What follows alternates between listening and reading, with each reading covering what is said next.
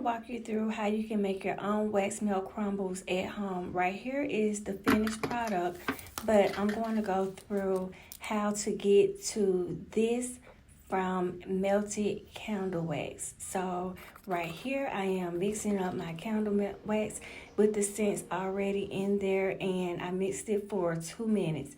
So it's going to sit for a while. I sped up the video so you can kind of see how it'll look in between the time of pouring and when you should start mixing it. And this is for your wax melt crumbles. Once you start seeing it start to get solid around the edges, that's when you want to start mixing it together. You don't want to mix this too much because you want it to come in pieces instead of just a bunch of like shake or crumbles, small pieces of crumbles. So once it gets to the point where it is, you know, kind of getting solid, I just mix it together and just kind of let it sit. So in the second pan that I haven't touched yet, I noticed that it wasn't going to make as much as I wanted it to make, so I mixed up a little bit more so I can still make it 8 ounces. I'm mixing it for 2 minutes and then I poured it. If you look back at the first pan that I poured, you'll see that it's starting to get a little bit more solid. But in the second pan, all I'm doing right here is I'm mixing the part that has already gotten solid with the liquid. Right here, most of it has gotten a little bit solid, but it's still soft like mashed potatoes. So right here is where I really start breaking down pieces and kind of spreading it apart. I had to mix up another batch for a third one that I'm making. I'm making 4 in all.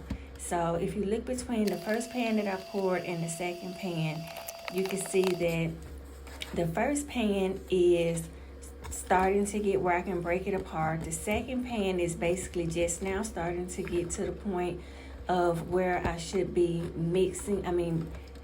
separating it and, you know, breaking it apart, but I'm going to let it sit. If you look at the third pan in the top left corner, that is a third batch that I poured. So I haven't touched that batch yet because it's not time to touch that yet. But the first pan that I poured, you can see that it's starting to turn into the crumbles that I need it to be.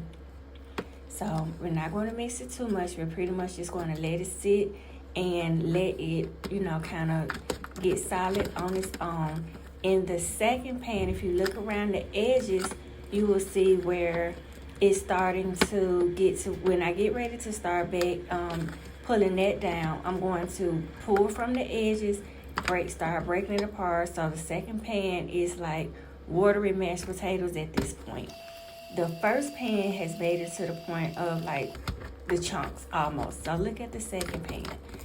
Now is where we can start breaking the second pan apart and just letting it settle like that, and this will keep the pieces from sticking together.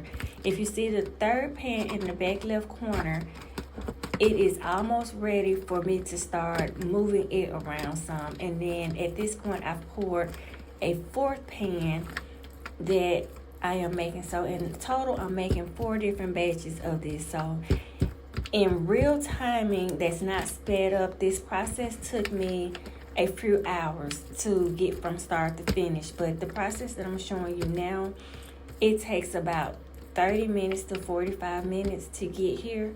So that's pretty much it for this part right here.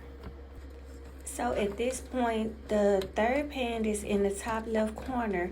I've started to mix that around, but I made a mistake and blocked your view with my hand. But as you can see, the third pan in the top left corner is starting to look like mashed potatoes at this point. The fourth pan in the top right corner is still liquid, so we're not going to touch that just yet. We're going to just let it sit.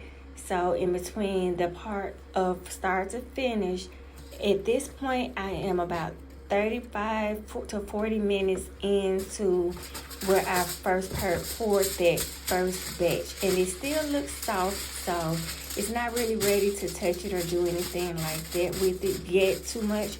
You're still kind of just making sure it stays in small pieces and kind of separate it so that it won't dry and stick together. So right here, this is one of the last steps that I take before I put it back into the pan. I pour it out on a piece of aluminum foil, and Once I pour it all the way out, you can't really see it, but I'm going to start to break the pieces apart a little bit more and separate them on the aluminum foil so that once they completely dry, they're not stuck together. And this is pretty much what you're looking for. You're going to let it sit just like this for a couple of hours before you touch it again. Like it's nothing more to do with that first batch that I poured other than break it apart, spread it out on the aluminum foil or something big where it can kind of just be in its own area and let it sit. So right here, as you can see, now I'm on the second batch that I made. I'm breaking it apart, and what I'm pretty much going to do is the same thing that I did with the first batch, but I wanted to show this part also so you can see the almost finished product on the on the bottom left side. On the bottom right side, I'm getting ready to put that on the aluminum foil. The pan in the top left is not ready to do anything with at this point. With the pan in the top left, I'm just kind of letting it sit and starting to break it apart. The pan in the top right, if you can tell, I haven't done anything with that pan yet because it's pretty much still liquid and it haven't started getting solid around the edges. So I'm going to kind of just leave that one alone for right now. And now I'm going to just do the same thing with the second batch that I did with the first batch and pour it on the aluminum foil so it can start getting solid in its own small pieces where it won't stick together. And last but not least, now I'm just about to pour it back into the pan and just let it cure for a week before I measure it out for sale. So thanks for watching. Hopefully this will help someone.